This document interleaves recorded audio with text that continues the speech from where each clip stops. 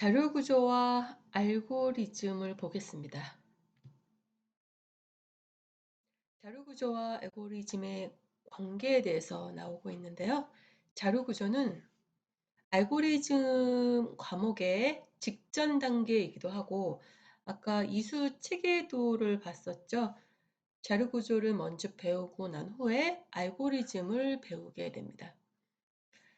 자료 구조는 그 자체로도 여러 알고리즘을 포함하고 있습니다.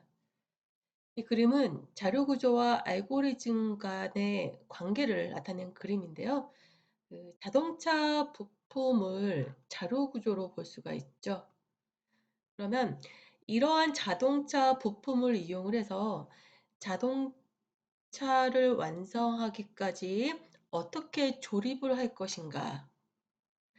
여기에는 알고리즘이 들어가게 됩니다. 그런데요, 여기에 자료 구조도 포함이 되어 있죠. 왜냐하면 이 자료 구조 그 자체로도 여러 알고리즘을 포함하고 있기 때문에 자동차 조립 방법으로 자료 구조가 있을 수도 있고 알고리즘이 포함되기도 합니다. 자동차 조립 방법이 있으면 실제로 조립을 해야 되겠죠. 바로 프로그래밍 언어를 이용을 해서 자동차를 조립하게 됩니다.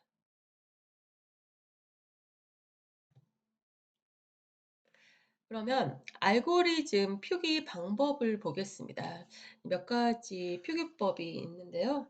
우선 자연어를 이용한 서술적 표현입니다. 여기서 자연어 그러면 내추럴 랭귀지라고 해서 우리가 일상 속에서 사용하는 언어를 자연어라고 합니다. 서술적인 뿐만이 아니라 쓰는 사람에 따라서 일관성이나 명확성을 유지하기는 어렵습니다. 누구라도 쉽게 이해하고 쓸 수 있어야 하는 알고리즘을 표현하는 데는 한계가 있습니다. 왜냐하면 이 자연어로 표현을 할 때는 일관성이 부족하죠. 또한 명확성이 부족합니다. 아주 극단적인 예로서 어떤 우리가 일상어 속에 방언이 들어가 있을 수가 있습니다. 표준어가 아닌 방언을 사용을 해서 알고리즘을 서술적으로 표현한다라고 했을 때 일부 지역 사람들은 일부 지방 사람들은 알아듣기가 힘들죠. 이렇기 때문에 일관성이나 명확성을 유지하기가 어렵습니다. 두 번째 방법은 순서도를 이용한 도식화입니다. 여기서 순서도라고 하는 것은 플로우 차트라고 하는 건데요.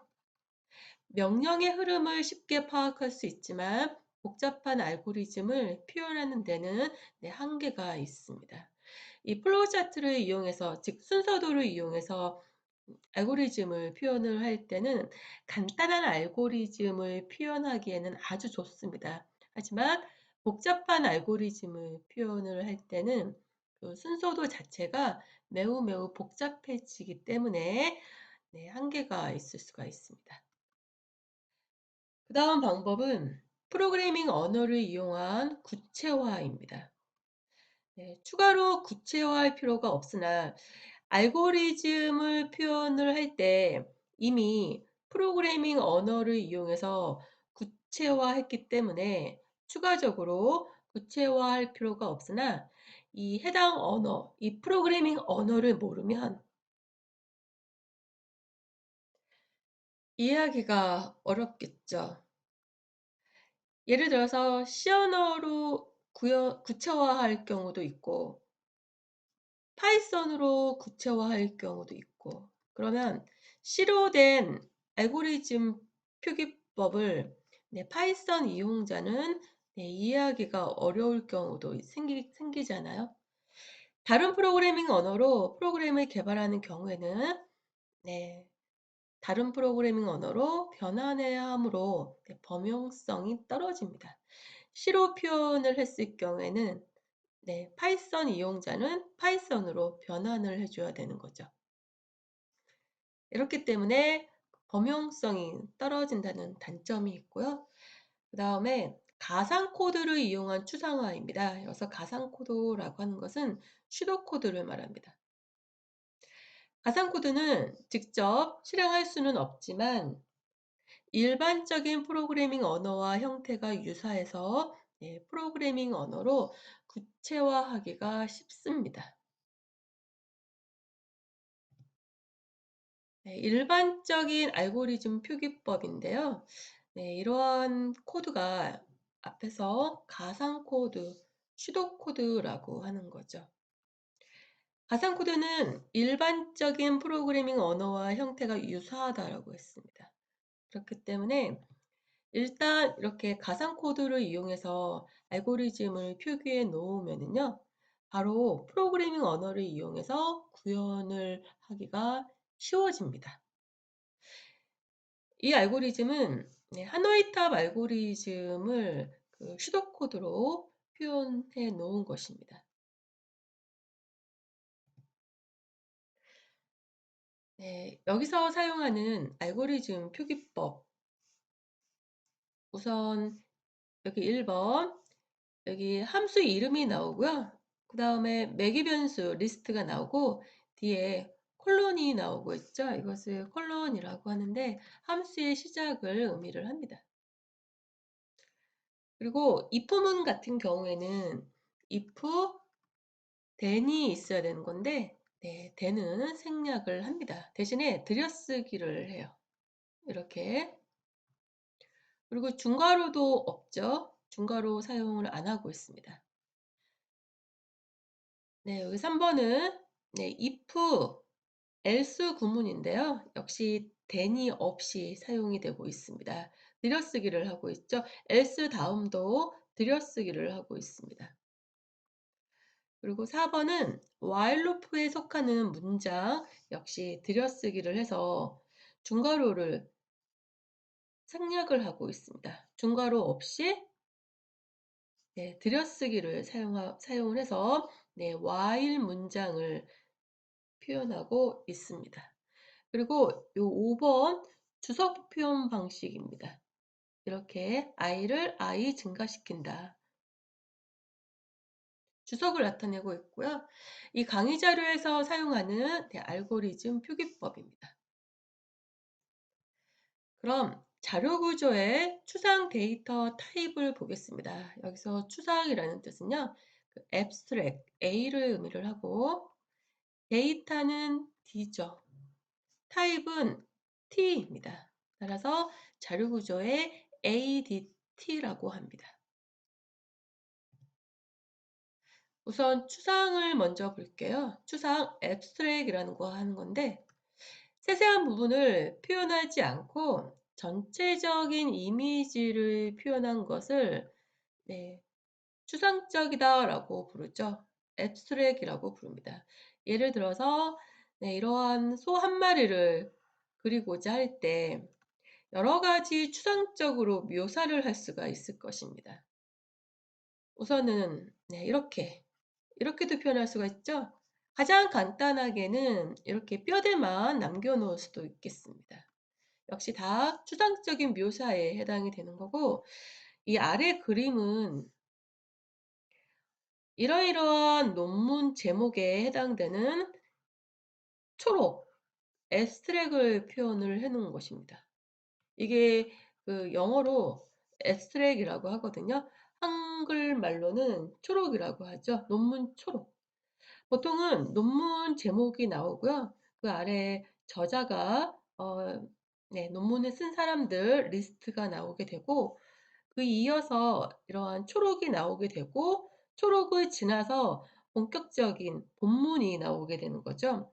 이처럼 초록은요, 즉 abstract은 논문의 내용을 압축해 놓은 것을 말합니다. 논문의 내용을 세세하게 표현하지 않고 전체적인 내용을 이렇게 하나의 단락으로 압축해 놓은 것을 abstract 초록이라고 합니다.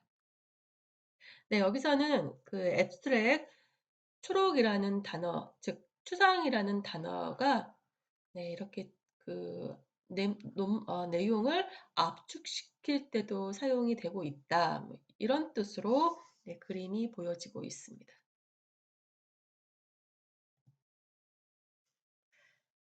추상 데이터 타입, ADT, 네, Abstract 데이터 타입이라고 하는데 세부 사항에서 벗어나서 추상적으로 정의한 데이터 타입을 말합니다. 즉, 어떤 데이터 타입이 어떤 작업으로 이루어지는지만 간단하게 표현한 그러한 타입을 ADT라고 하는데요. 이 그림은요, 리스트의 ADT 표현 이해를 나타내고 있는데, 예를 들어서 원소를 첫 번째, 두 번째, i 번째 원소로 가리킬 수 있는 자료 구조라고 선언을 할 수도 있는 거고요.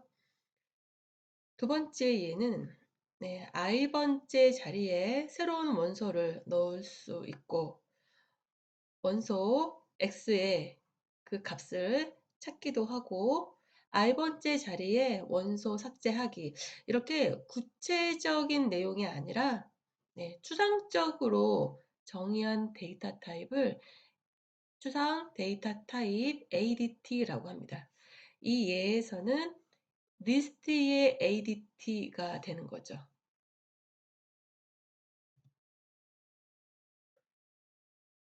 추상 데이터 타입 ADT는 네, 여러 개가 나올 수가 있습니다. 둘 다 ADT, 리스트의 ADT인데요. A처럼 표현이 가능하고 B처럼도 표현이 가능합니다. 여기서 ADT 리스트, 그 다음에 그 내용이 구체적인 내용, 네, 지금 여기서는 추상적인 내용이긴 한데 요 하나하나를 그냥 구체적이라고 표현을 했습니다. 그 작업의 내용이죠. i 번째 자리에 새 원소 넣기, 원소 x 찾기, i 번째 자리에 원소 삭제하기. 이처럼 작업의 내용을 이러한 내용을 갖는 작업을 리스트라고 하는 ADT로 표현할 수도 있는 것이고요. 네, 이렇게 5가지의 작업을 갖는 리스트라는 ADT를 표현할 수도 있습니다. 이처럼 추상 데이터 타입 유일하지 않다는 거예요. 여러 가지 ADT로 표현이 가능합니다. 네, 추상 데이터 타입과 자바 인터페이스입니다. 네, 일단 ADT를 먼저 설계를 해야 되겠죠. 리스트라는 ADT를 네, 3가지 작업을 갖는 이러한 ADT를 먼저 설계를 합니다. 그 다음에는 네, 자바로 구현을 해야 하는데 자바의 인터페이스라는 것으로 구현할 수가 있습니다. 즉 ADT, 여기서 설계한 ADT를 네, 자바를 이용해서 인터페이스로 설계할 수가 있습니다. 자바에서는요, 여기 퍼블릭 인터페이스라는 키워드를 이용을 하고 리스트 인터페이스가 그 인터페이스 이름입니다. 앞에서 ADT, 리스트가 ADT의 이름이듯이 인터페이스의 이름, 리스트 인터페이스가 있겠고요. 여기 중괄호 열고 중괄호 닫고 이 안에는 이 위에서 이 3가지 작업 목록에 해당되는 이 추상 메소드가 들어갈 수가 있습니다. 이것을 추상 메소드라고 합니다. abstract 메소드라고 합니다. 추상 메소드는요. 이처럼 이름만 있습니다. 이름하고 매개 변수 리스트만 들어가 있고 구체적인 내용이 들어가 있지 않습니다. 보통 자바에서 클래스의 메소드를 정의를 할 때 메소드 이름, 매개 변수 리스트 나오고 중괄호 시작해서 중괄호로 끝나고 이 안에 그 메소드의 내용이 들어가야 되는데요. 추상 메소드에서는 그 내용이 안 들어가 있습니다. 즉 메소드 이름과 매개 변수 이름만 리스트만 네, 갖고 있는 것을 추상 메소드라고 합니다. 이렇게 인터페이스를 만들고 난 후에 자바에서 클래스를 설계할 수가 있습니다. 클래스 이름이 linked list가 되는데요. 이 클래스를 설계를 할 때 네, 앞에서 정의한 리스트 인터페이스를 구현을 하겠다라는 거죠. implement라는 키워드를 이용해서 linked list라는 클래스는 리스트 인터페이스를 구현을 하겠다라는 뜻입니다. 그리고서 중괄호 열고 중괄호 닫고 이 안에 클래스를 설계를 할 수가 있는데요. 리스트 인터페이스 안에 있는 그 세 개의 추상 메소드죠. 추상 메소드를 이 클래스 안에서 내용을 붙일 수가 있는 것입니다. 아까 추상 메소드는 내용이 생략이 된 것이다 라고 했었잖아요. 그 내용을 이 클래스 안에서 붙일 수가 있는 겁니다. 일단 이렇게 클래스를 설계를 하고요.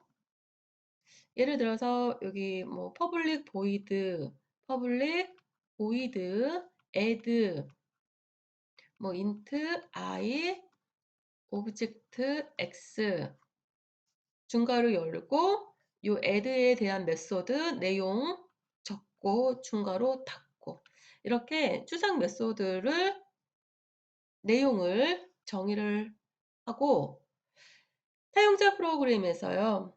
보통 메인 메소드에서 자바의 메인 메소드에서 이 linked list 클래스의 객체 A를 생성을 해서 그 객체 A에 대한 메소드를 여기서 호출할 수가 있는 것입니다.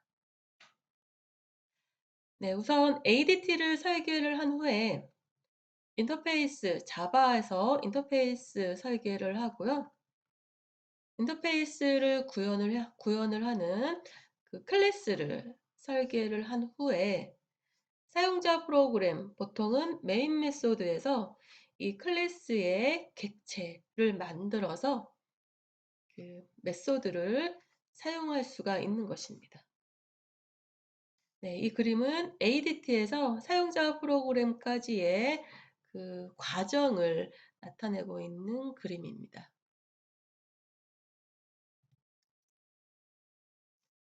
네, ADT 관련 업무 분담 구조의 예가 보이고 있는데요. ADT 리스트를 네, 인터페이스로 설계를 해 놓고요.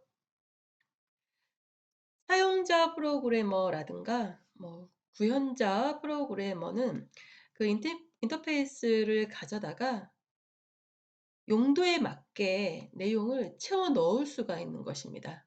그래서 업무 분담 구조의 예라고 되어 있는데 그 업무에 맞게끔 그 추상 메소드의 내용을 네, 채워서 사용할 수가 있는 것입니다.